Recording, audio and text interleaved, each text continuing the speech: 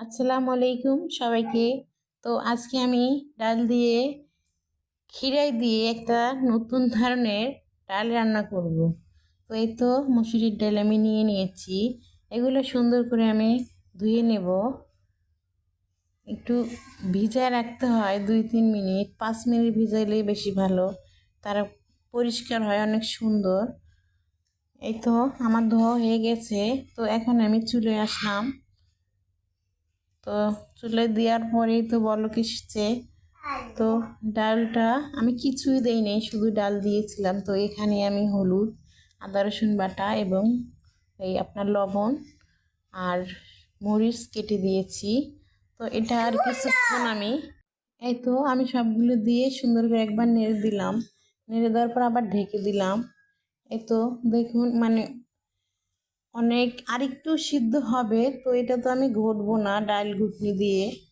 তো এই শসাগুলো আমি কেটে ধুয়ে আগে রেখেছিলাম, ওগুলো এখন দিয়ে দেব। তো আর পানি দিলাম না, একটু এইটাই আমি এভাবে অনেকক্ষণ ঢাকা দিয়ে রাখলেই দেখবেন পানি বের হবে। তো এটাতেই সিদ্ধ হয়ে যাবে দুটোই। তারপরে যার যতটুকু পরিমাণের পানি দেওয়ার প্রয়োজন সে অতটুকু দেবে। তো চলুন আমি পরে আরেকটা কি দেখাচ্ছি আপনারা দেখুন। এ ধরনের ঝুড়িতে করে যদি আপনার এটা কাটেন, এরকম এই খিরাইগুলোতে কিন্তু অল্প দিনের ভিতরে বিচি হয়ে যায়।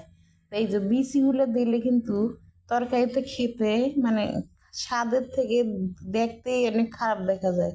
তাই আমি এটাতে ধুয়েছি, বিচিগুলো সব আপনাদের দেখালাম।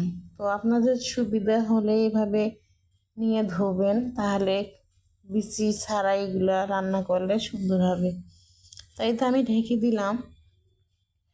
এই তো আবার ফিরে এলাম। ঢেকে ঢেকে দেওয়ার পরে দেখুন প্রত্যেকটা ডাল এবং আমার খিরাইগুলো সিদ্ধ হয়ে গেছে। তো এখন আমি একটু নেড়ে দেবো সুন্দর করে। নেড়ে দেওয়ার পরে সিদ্ধ হওয়ার পরে এখানে আমি পানি দেব, যতটুকু আমার প্রয়োজন আমি অতটুকু পানি দিব।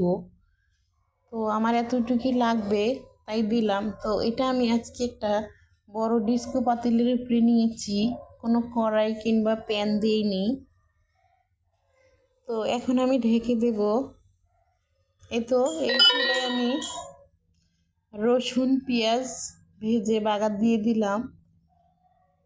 বাগার দেওয়ার পরে আমি এগুলো সবগুলো ছুঁতে খুসুনের আগা দিয়ে নিয়ে নিচ্ছি। নেওয়ার পরে আমি এখানে ধনেপাতা কেটে ধুয়ে কুচি করে রেখেছি, ওগুলি এখন দিয়ে দেব। তো এই তরকারিতে ধনেপাতা দিবেন অবশ্যই, অন্য কোনো মশলা না দিলেও অনেক সুন্দর হবে। তো এই তো আমার রান্না শেষ। আল্লাহ হাফেজ সবাইকে।